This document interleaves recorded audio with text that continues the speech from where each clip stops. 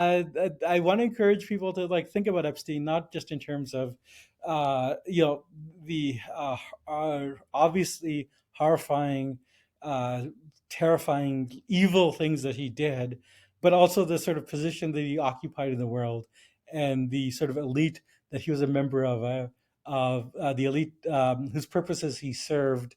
And the elite that allowed him to flourish. And that is the real story of Jeffrey Epstein. And it's a story that has yet to really be told. Hi, I'm Jeet here of The Nation magazine. Welcome to my YouTube channel, Cultural Logic.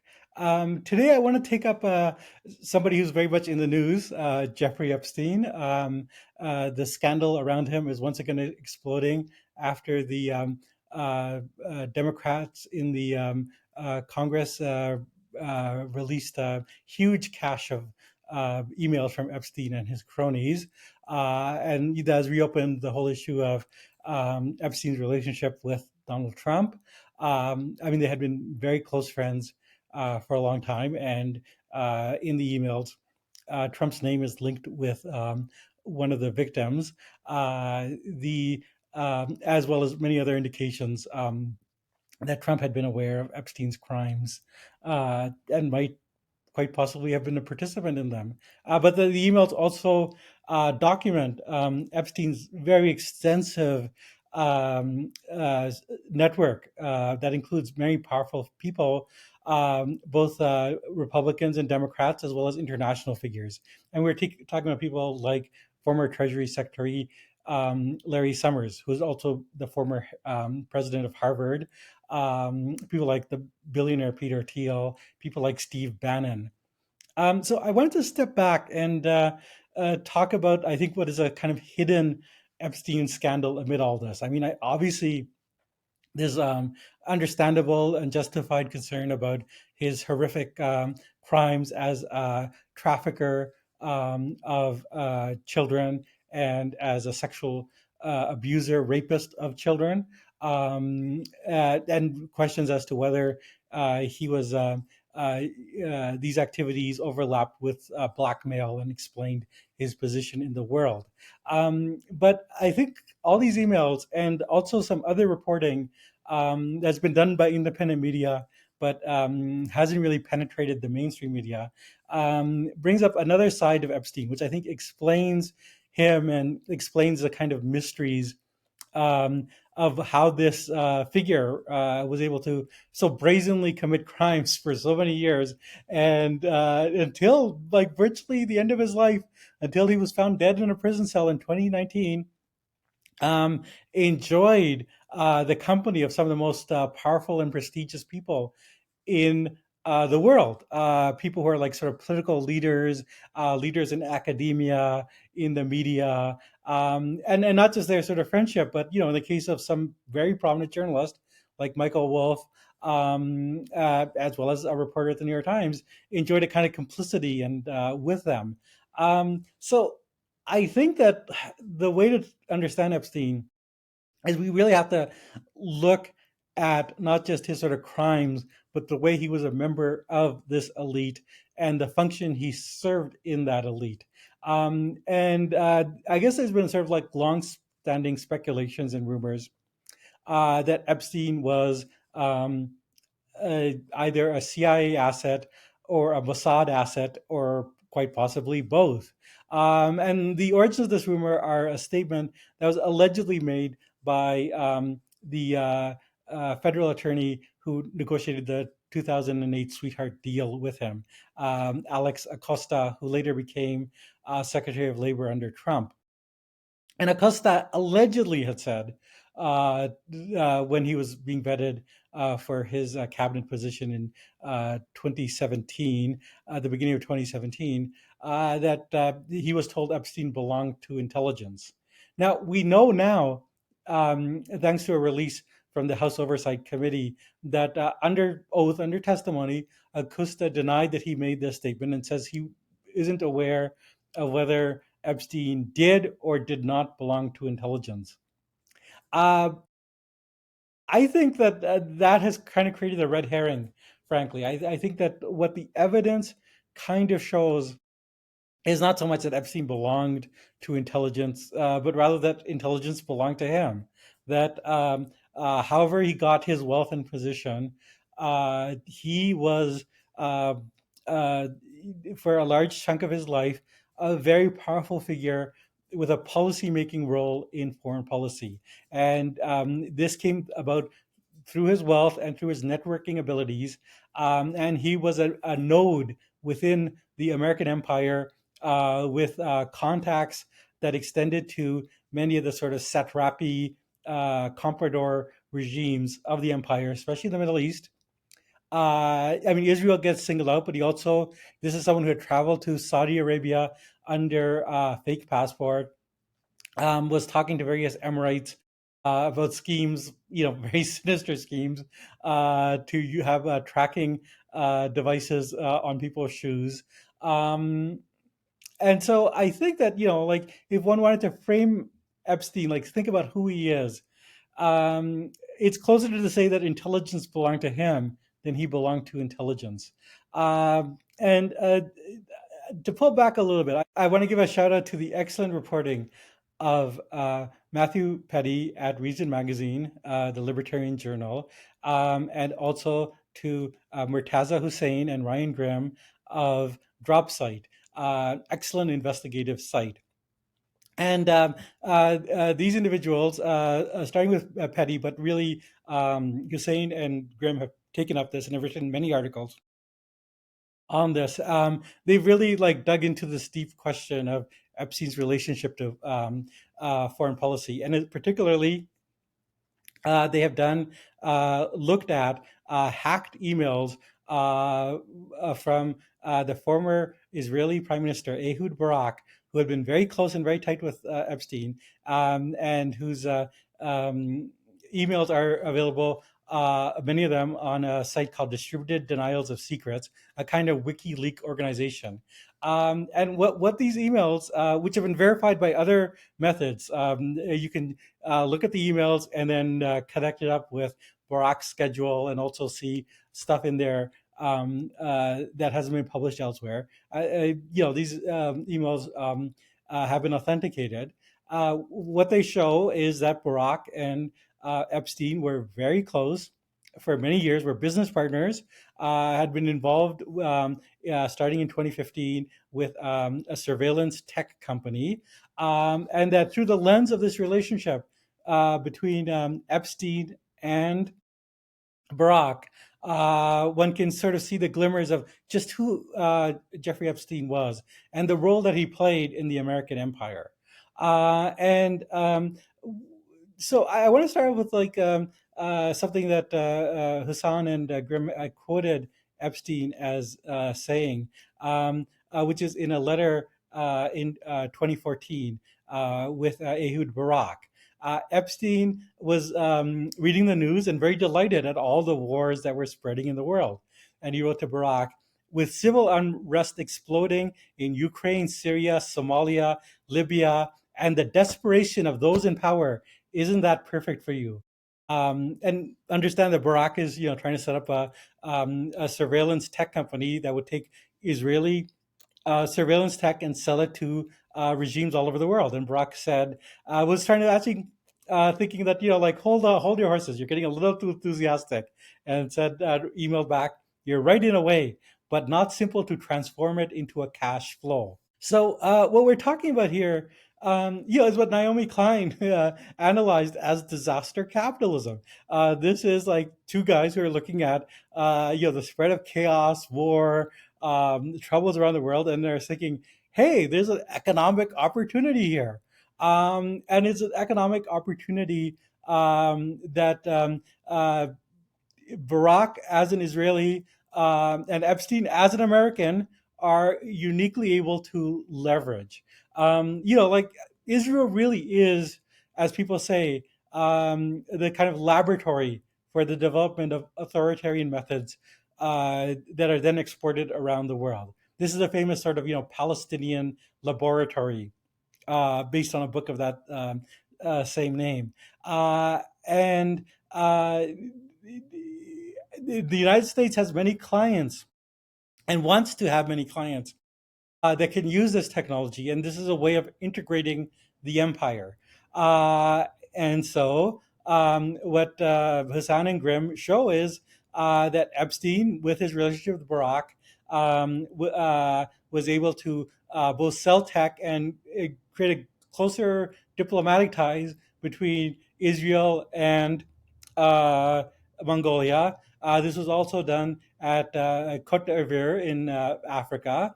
The selling of this sort of state of the art, ready to use surveillance tech, so that a poor country could buy this tech and be up there with the sort of superpowers in their ability to control and tamp down on dissent. And this was their business opportunity. This was their business model.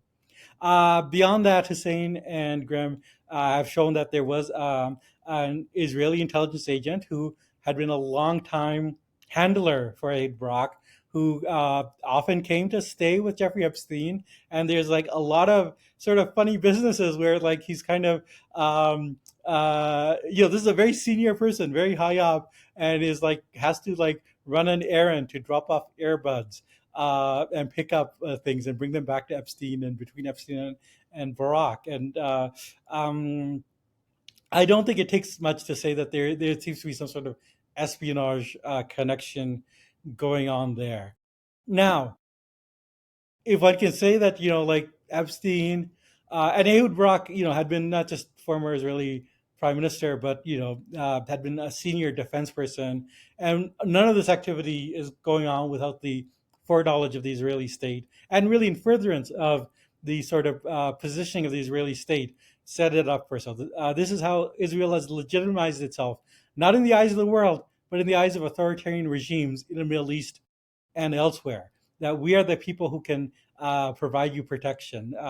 We really saw this with the Arab Spring and the way that Israel used that to sort of cement its relationship with Arab autocrats. So Epstein was sort of like part of that, and also had other foreign policy interventions. He and Barack were very active in trying to get the United States more actively involved with Syria, creating a back channel between Israel and Russia to uh,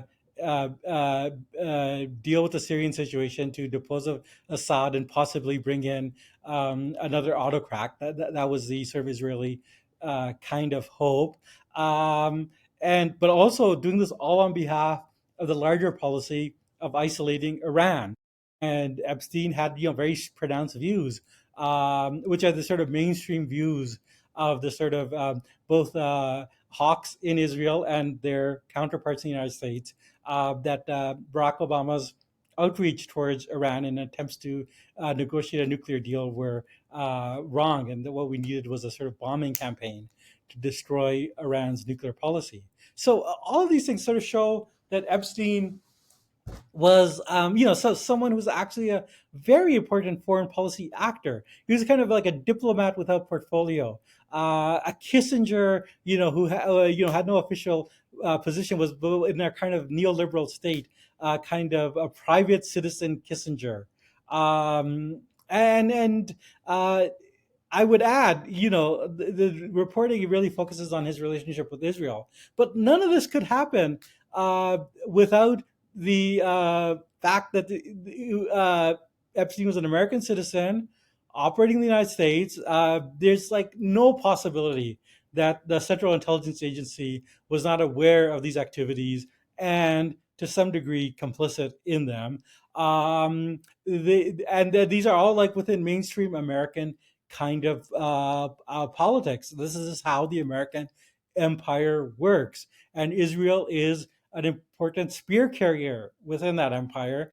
Epstein, for both business reasons and ideological reasons, served that empire and was an important conduit for this important ally and its neighbors and other allies. Epstein sort of trafficked, of course, horrifically trafficked in children, but also trafficked in his sort of network connections with all these people in the world of politics, in the world of finance, in the world of espionage and foreign policy, like Ehud Barak. And so I think this gets us close to who Epstein was and why he was so untouchable for so many years. And reading about all this, I mean, I was reminded of a novel that I've sort of been rereading lately, and is one of the greatest of all American novels, which is Thomas Pynchon's Gravity's Rainbow. And Gravity's Rainbow is set in the later days of World War II. And, on the one hand, World War II is an ideological and national war, the Allies versus Nazi Germany. But what Pynchon emphasizes and really calls attention to, not just in a sort of literary way, but I think in a way that sort of transforms one's understanding of history, is that even at that point, there were all sorts of connections that crossed this sort of normal standards of war. That there were many private actors, often very with perverse morality, who and corporate interest, who were like using the wartime situation to advance their own agenda. And this crossed ideological lines because you had people who were. This was a period where like of Operation Paperclip, of even though the Nazis are the ideological enemy, of trying to recruit Nazis. For the Cold War that was to come. So I think Pynchon really emphasizes the fact that the war is not so clear cut, and that there are like these sort of corporate and private interests that are going on. I mean, reading Gravity's Rainbow while also reading all this stuff, it's hard not to think of uh, um, Jeffrey Epstein as a Pynchon character, as the sort of German Nazi Weisman, or who has another name, Bleecker, who's a kind of villain of the piece, but who's also has sort of like sex slaves, and is involved with all sorts of sordid activity. Uh, and there's a passage in Gravity's Rainbow, which is talking about the way that trafficking thrives in uh, wartime. That in wartime you have trafficking of black market goods, and that could be something as simple as chocolate bars or gasoline, but also a trafficking of bodies for sexual purposes, the trafficking of sex workers, trafficking of refugees, uh, uh, and that this is for Pynchon the real war, as much as the ideal, the sort of official war of the record. And so what Pynchon writes is, don't forget the real business of war is buying and selling. The murdering and the violence are self policing and can be entrusted to non professionals. The mass nature of wartime death is useful in many ways. It serves as spectacle, as diversion from the real movements of the war. And just a little bit further on, the true war is a celebration of markets, organic markets, carefully styled as black by the professionals, spring up everywhere. And so, just as you have um, an official market in currencies of scrip, sterling, Reichmark, but there's a sort of black market of cigarettes, of sex workers, Hershey bars, and even Jewish refugees, which had a kind of like market value, as horrifying as that is to think about, in that wartime situation. So Jeffrey Epstein was a war trafficker, a war profiteer, a kind of like warlord. And if he had ties with intelligence agencies like the CIA or Mossad, they worked for him. He didn't work for them. And this is sort of very much in keeping with the general position of Jeffrey Epstein historically. If we wanted to historicize Jeffrey Epstein, he's very much a creature of the 1990s. He sort of, started to flourish in the 80s and 90s, and there's that 1990s end of history moment where, as Fukuyama famously said, the ideological opponents of capitalism had all disappeared. And what one is left with is a kind of shared elite. This is the elite that Epstein was trying to appeal to, knowing that they are still fearful of the possibility that the masses could re-enter history. Remember what Epstein wrote to Barack, the desperation of those in power.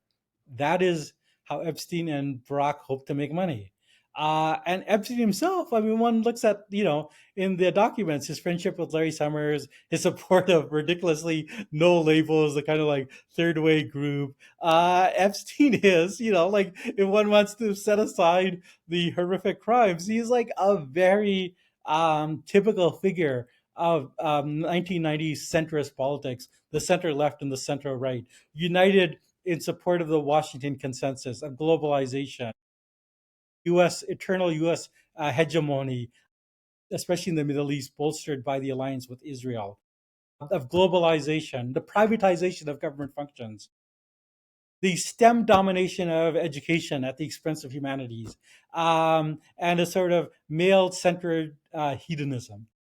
I mean, these are all like 1990s traits, and this is why Epstein was able to like swim in the waters of the elite. I mean, this is what they believed. This is what he believed, and he was able to use it to his own purposes. Now, I've written an article about along this line for the Nation, which you can also go read. I'll link to it, and I'll link to the excellent reporting at Reason and Drop Site. But I want to encourage people to like think about Epstein, not just in terms of, the obviously horrifying, uh, terrifying, evil things that he did, but also the sort of position that he occupied in the world and the sort of elite that he was a member of the elite whose purposes he served. And the elite that allowed him to flourish. And that is the real story of Jeffrey Epstein.